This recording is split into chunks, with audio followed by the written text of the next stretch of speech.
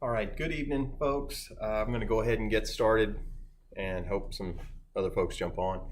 Um, Tonight, I'm going to be turning brush 2500. Um, Here is the blank we're going to be getting into.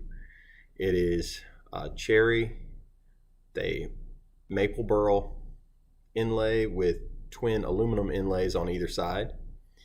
And you can see it's got pearl resin on top and throughout. So, gonna be a lovely little piece. And it's gonna have a matching razor and stand.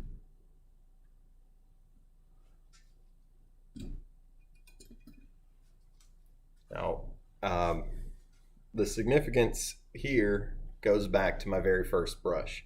The very first brush I ever turned was turned from a piece of cherry, and I've got a picture of it right here. Okay, it's pretty rough. You can see the knot is like an 18 millimeter, some low grade Badger, awful stuff. And it had this, it was made from a kit, had the little metal ferrule and metal bottom, and you turned the wood on a bottle stopper chuck, and you just threaded those metal pieces in when you were done. And the metal is obviously not deep enough to even cover the glue on the knot. It's pretty terrible in retrospect, but it went to a high school friend of mine who still uses it. Apparently, he loves it. And that piece of cherry was part of a much larger log that my dad gave me 5 years ago. And the outside of that log, the one thing I didn't have over here, here we go. The outside of that log had some stuff like this. There were bark inclusions, and you could see where some bugs had gotten at it. And I cut off all of this stuff and set it to the side and said, you know, when I'm ready to stabilize and start making hybrids, I'll go back to that and see if I can make it work. Because if you're not making hybrids, this is pretty useless. I mean, I could make some pens out of this, but they didn't sell well for me. So anyway, I kept that wood, and that's what this is. So the very first brush I made was made from the same piece of cherry that I'm turning tonight. So pretty excited about that. I think that's all I wanted to cover before we actually get down to business. I've kind of fiddled with this all day, and I think I've got a camera angle that is going to be about as close to the action as I can get you without you being in my shop. So here we go. Let's give this a shot. All right.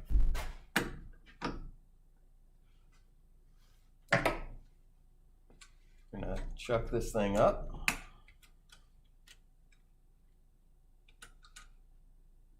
Make sure it's nice and straight. Perfect.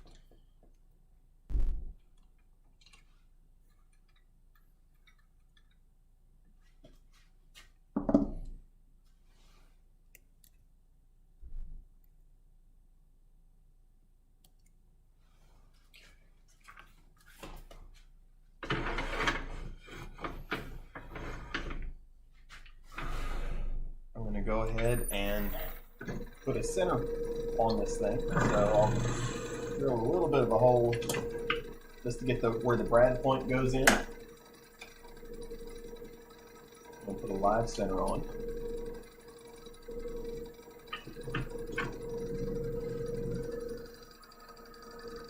There we go. I'm going to start without the dust collection just because that's kind of fun, but I'll inevitably be turning that on because it's going to block the lens. But here we go.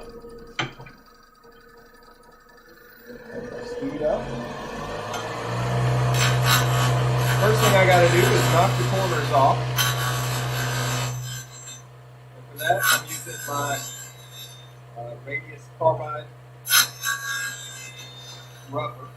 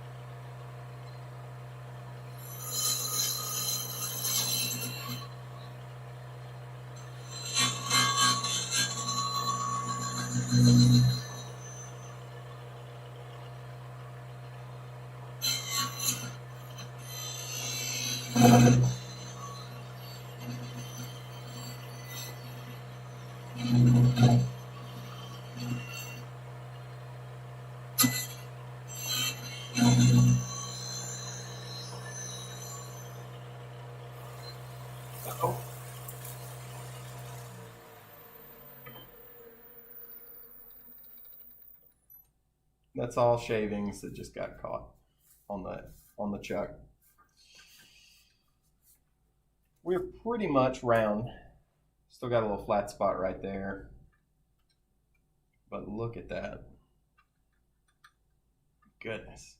That pearl really just glows with the light.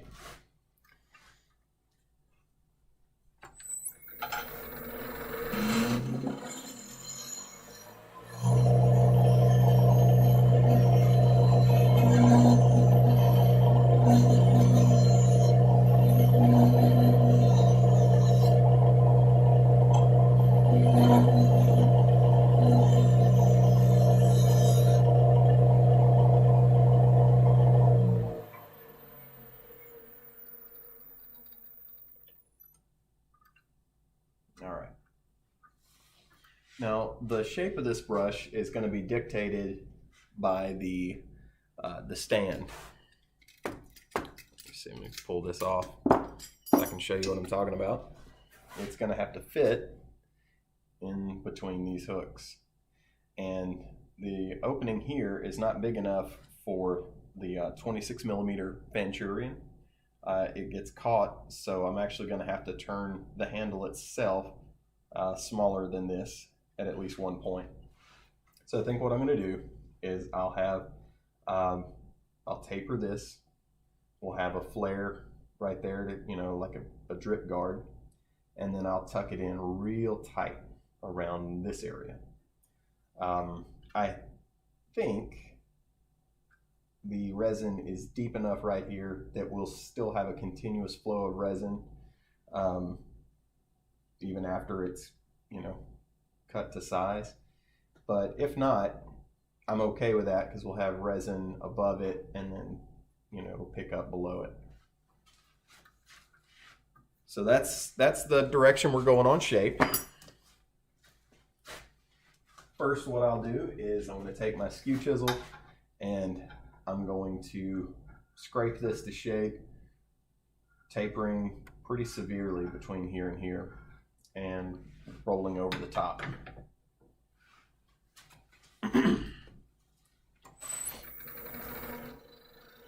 For this part, I am going to turn on the dust collector, so excuse the noise.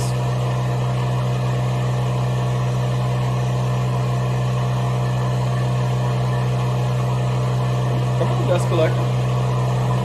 There we go.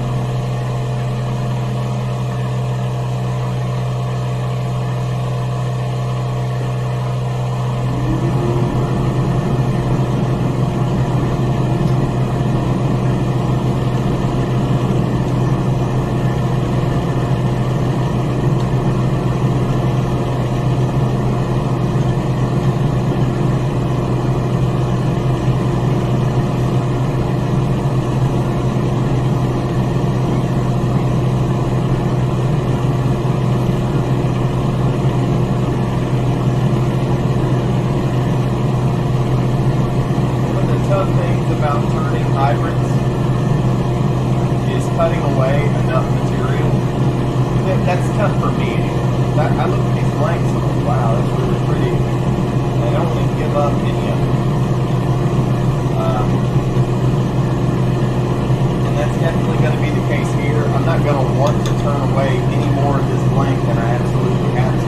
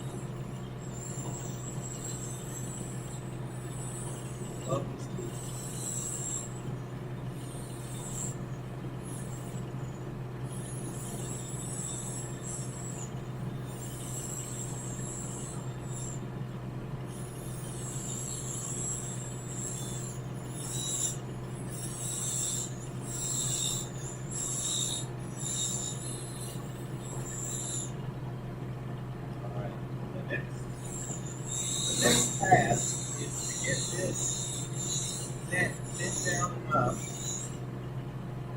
to fit our stand. Test.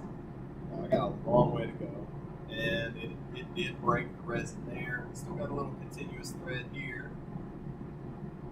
Again, I'm okay with it.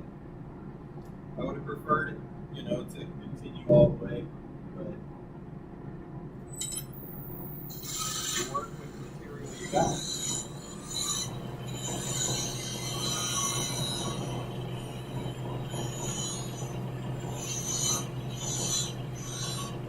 Okay. That should be thin enough. I certainly don't want to go any thinner if I don't have to. Oh, so close. All right.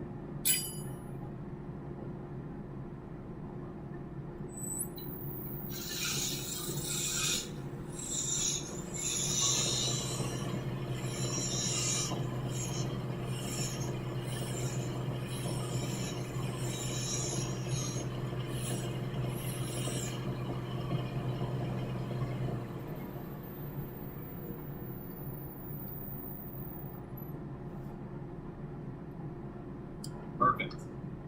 That's holding, and look at there. Great. Great.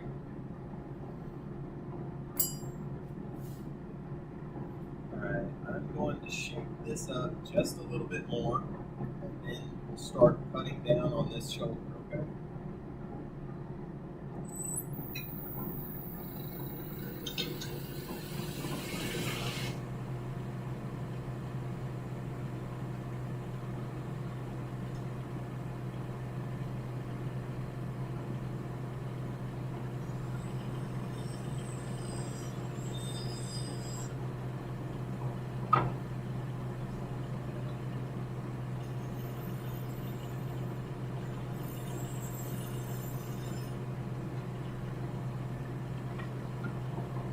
Sharp. Right before I got on camera.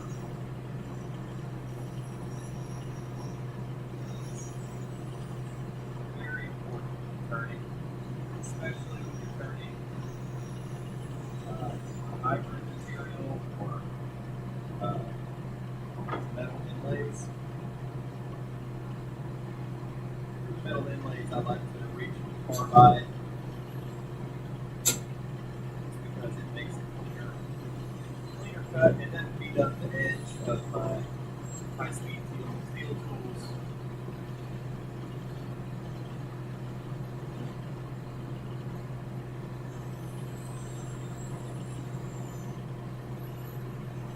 Now,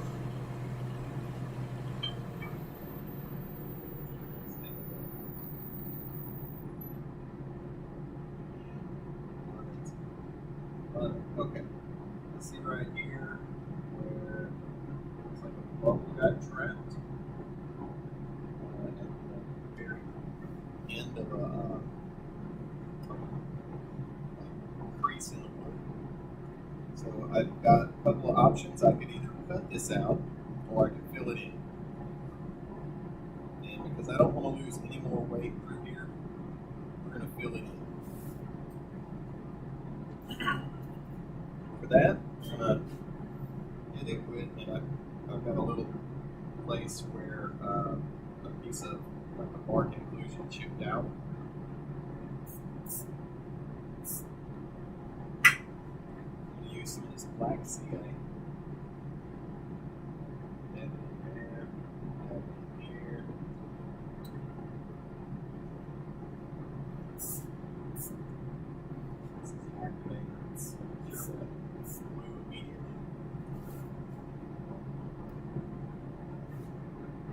Come back with some really light passes with the scraper to pull off the excess.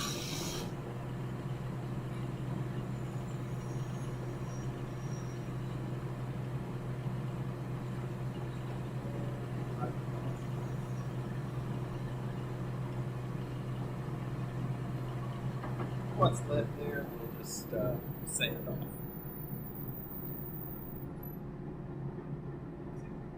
Fill it in. This one is probably going to get cut out anyway because I'm going to cut some way out here. This is probably going to be the thickest portion of the brush. It's going to just round back over.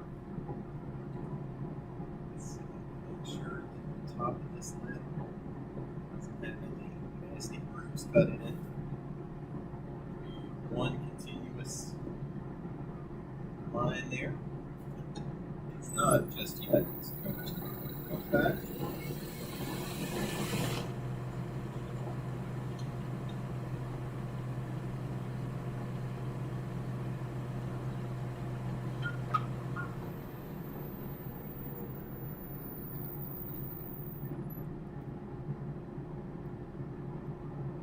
Hey, Glenn. Thanks very much.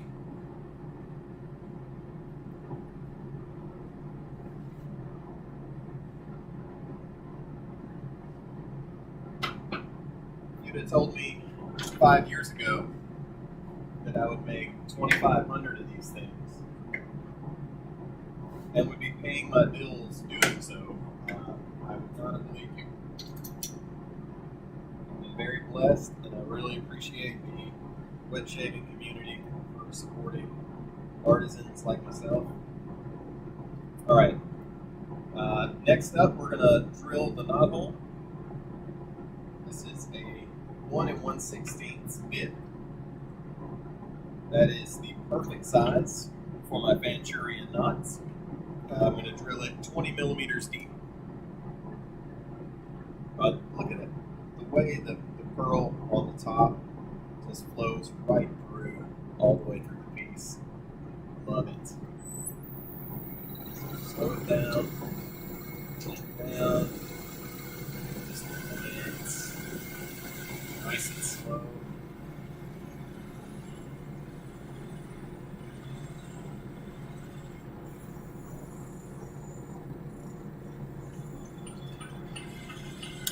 Whoa! Making a mess. Sorry about that.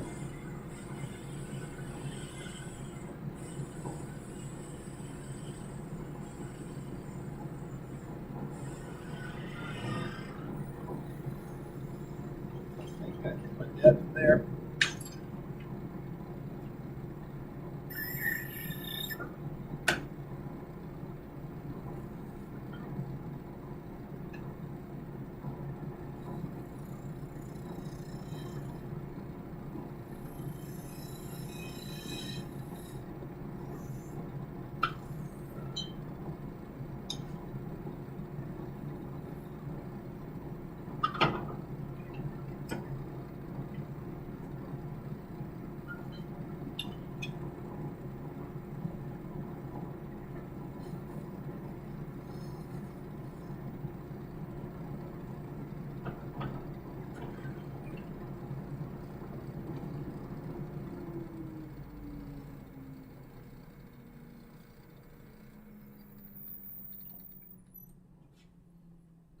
right.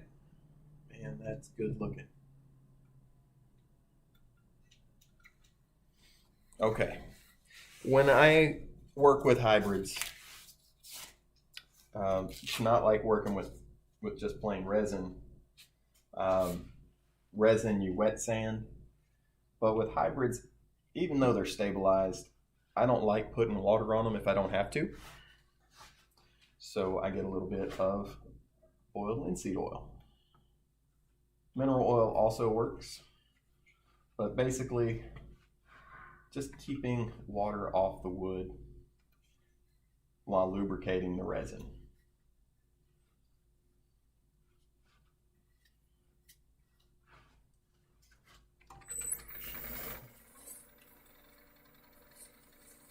One thing that does not come through on the video is the smell of this cherry. It's amazing stuff. If you followed me before, you probably heard me talk about how much I love cherry. It is the king of domestic hardwoods, in my opinion. Nothing turns quite like cherry. It's got a nice tight grain, not a porous grain structure. So it polishes really smoothly. It cuts really nicely. It doesn't tear out like some of the other hardwoods, and it has this just amazing sweet smell.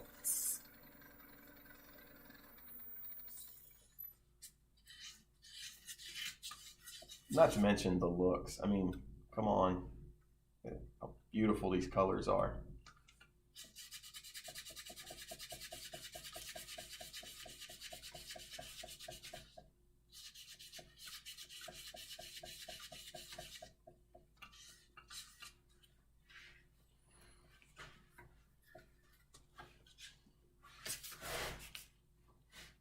Cherry is like turning with training wheels on. If you're new to turning or want to get into it, try cherry first.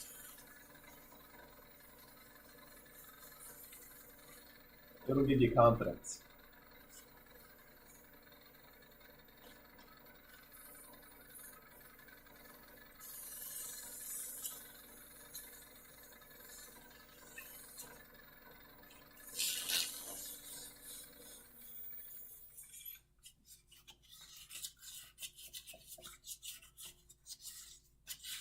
Okay, that's 600 grit.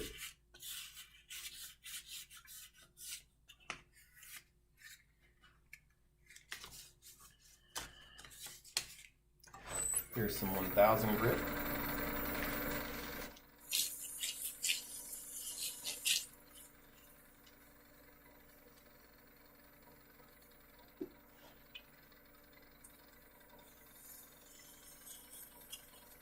Another good reason to use linseed oil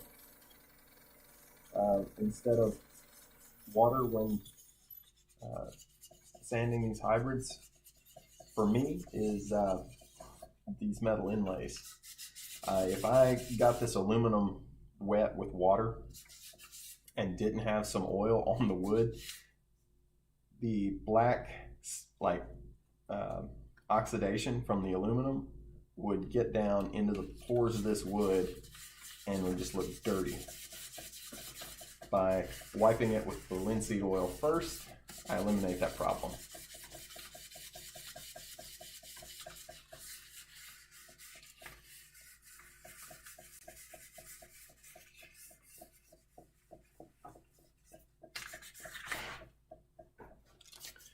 $2,000 grit. Here we go.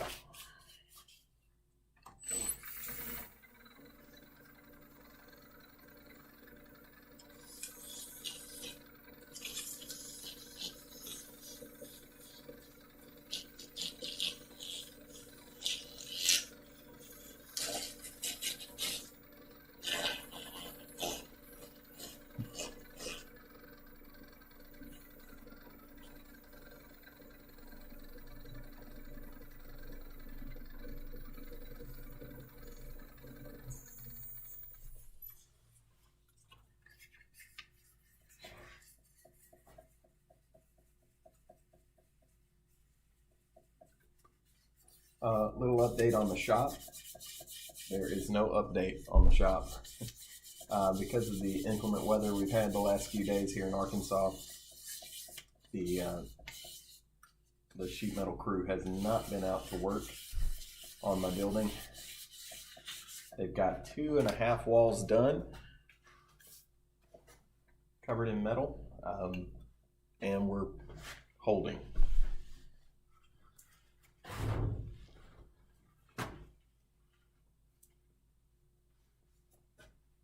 I'm hoping they come out tomorrow and get to work, but that all depends on the weather, unfortunately.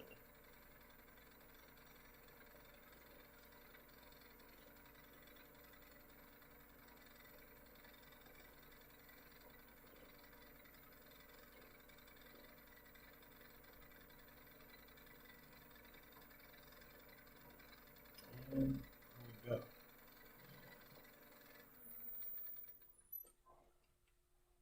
That's as far as I'm going to take it on the lathe. I will turn it around, or, once I'm finished, I will take it over to my buffing wheel. I'll put a finish on, buff the finish off, the excess finish, and it'll look fantastic. But this looks pretty good already. So let's take it out. Let's take a look. See if I can give you an idea of what that pearl looks like.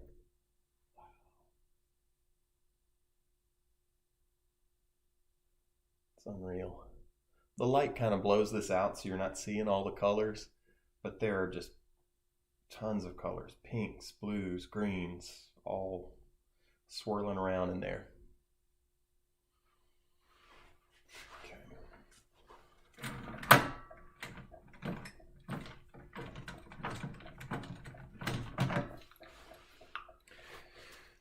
Change out the chucks. Come on.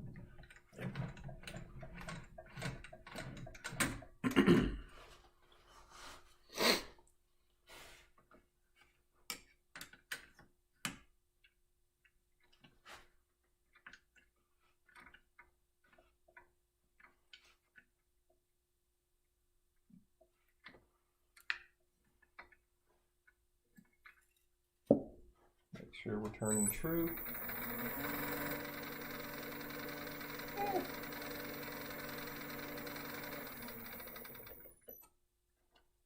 I can't tell if it's a little uneven or if that's where I'm hitting different materials. I think we're good.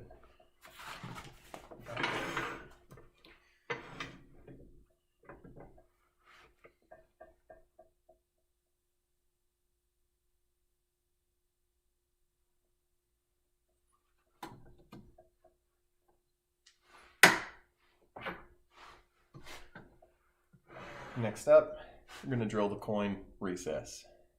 For that, I'm using this flattening router bit because it does not have the brad point.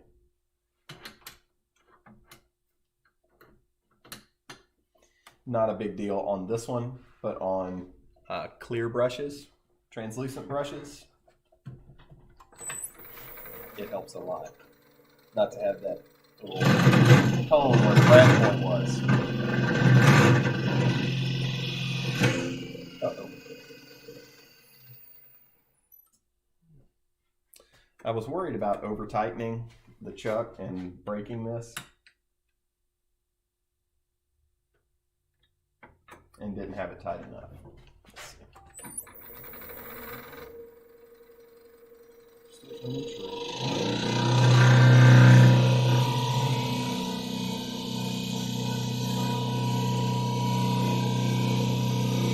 Oh man, that smell.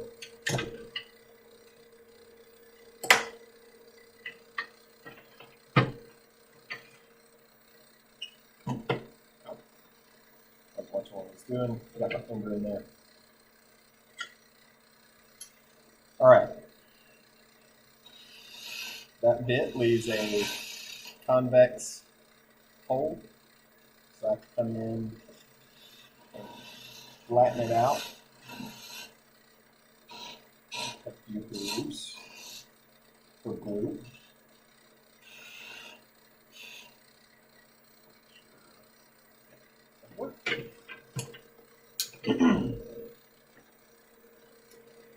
Now what comes up next is the most nerve-wracking part of the turn, in my opinion. All of the pressure is going to be on the ferrule here as I round off these corners. So we're going to definitely run the line center up, keep things nice and snug. We'll turn fast, and we're going to take super light cuts. Come on.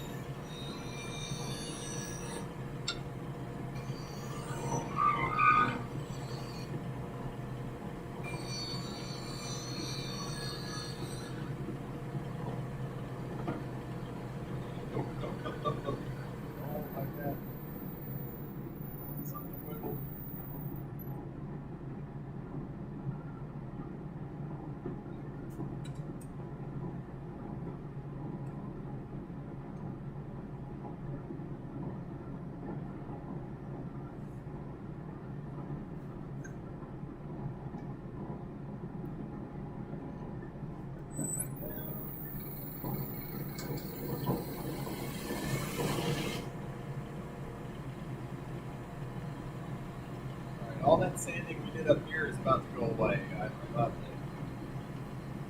to round things off a little better.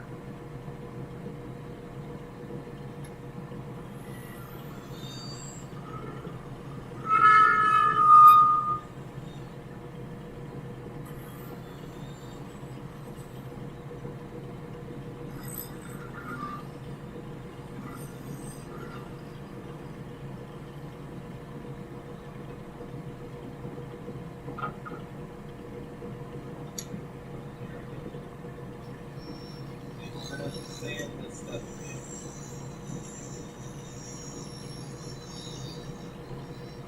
That's okay.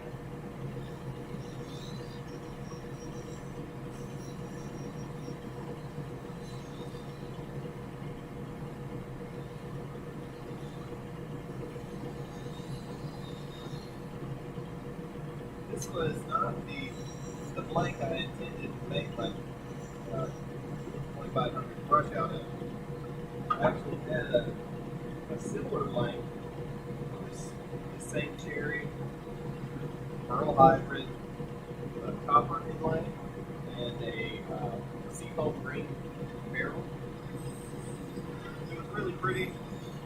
When I got into it, and it was just chock full of little bubbles.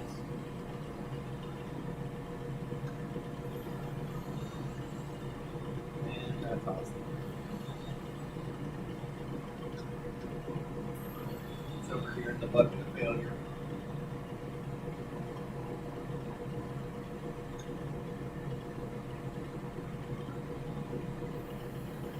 That's pretty chunky right there.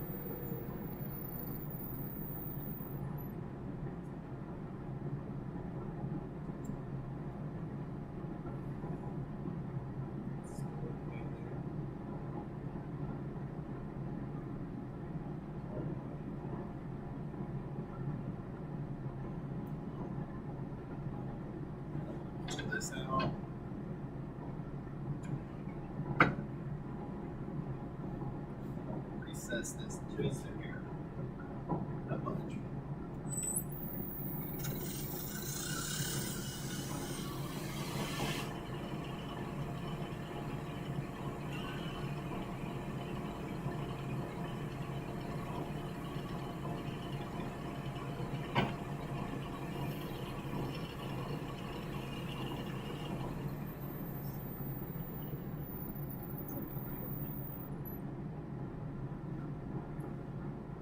Might not fit everybody's hand.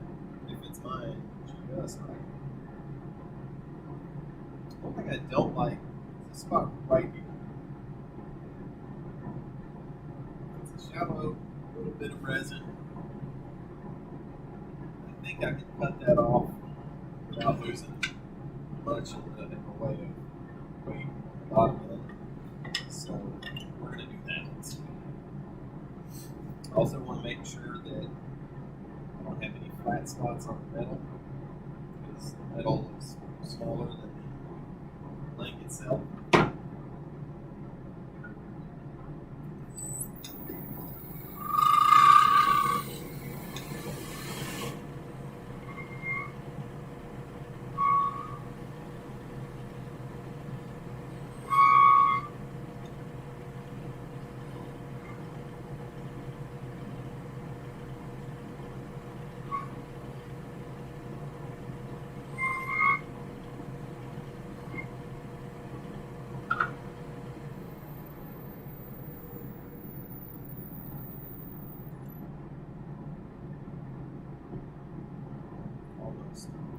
Still just down here right there.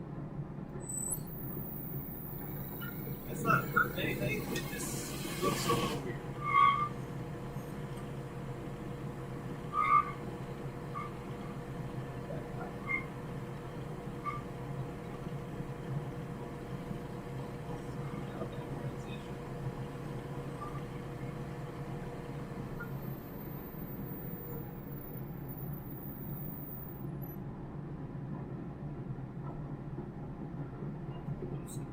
Okay.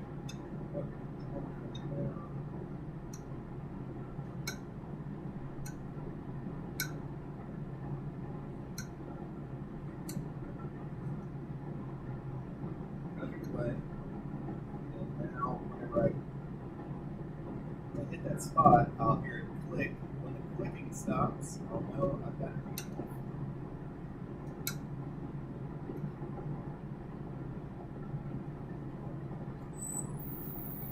I'll do that sometimes, like if I've got a surface bubble. I'll just work at it like that until I cut the bubble out, and then go back and smooth out the cut.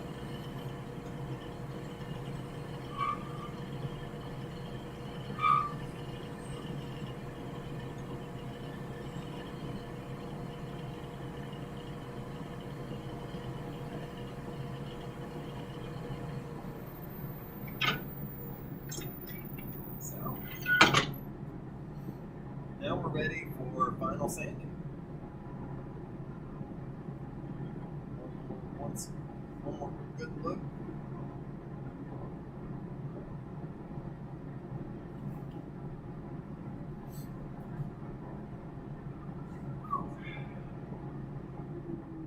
Cut off the racket. I'm going to get a fresh piece of sandpaper.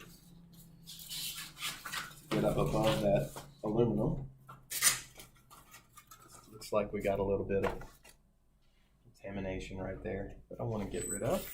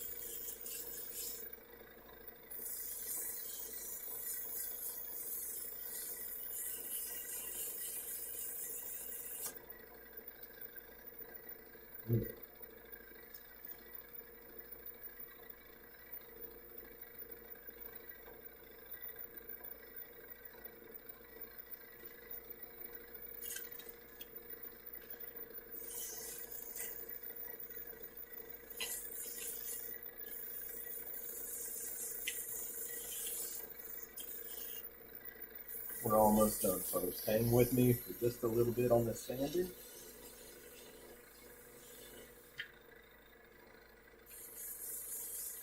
See how gray that is? That's because of that aluminum.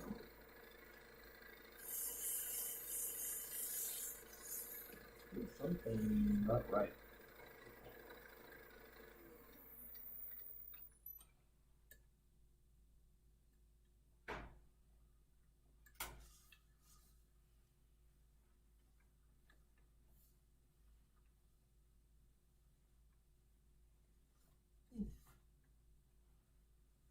We're good.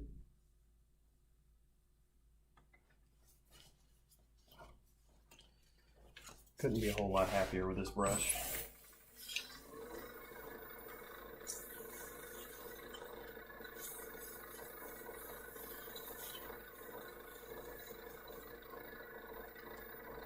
The razor and stand about gave me fits. Gluing up those blanks with those tiny pieces of maple burl and aluminum. Then, you know, once they're all glued up, I had to glue, or I had to drill a hole all the way through the length of those blanks. And the heat from that drilling compromised the glue, and they came apart. I had to glue them back together a couple of times. Finally got it worked out, got them glued, put a brass tube all the way through. And that's holding them all together really nicely.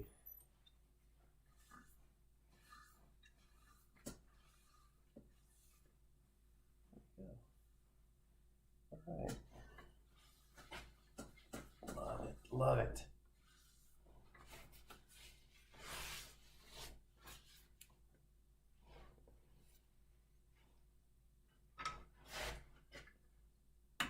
This is not the final finish. It will get a coat of my wood finish, and it will get polished up really nicely. That's looking pretty stinking good. Let's see how it looks with the wig. Hold on.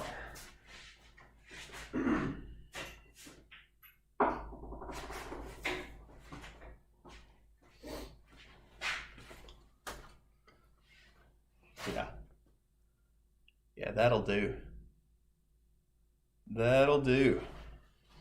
And let's see.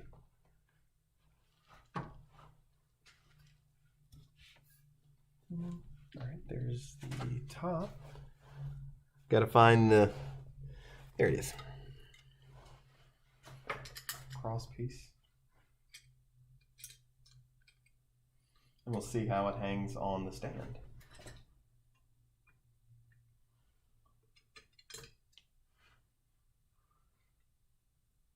That's it. That's the finished piece. It'll get a Roosevelt coin, obviously. Let me see, I'm going to switch over to the front-facing camera. Oh, come on. That's good looking, right? This will not be in the next drop. This is probably going to get auctioned off. Stay tuned for details on that. But I do have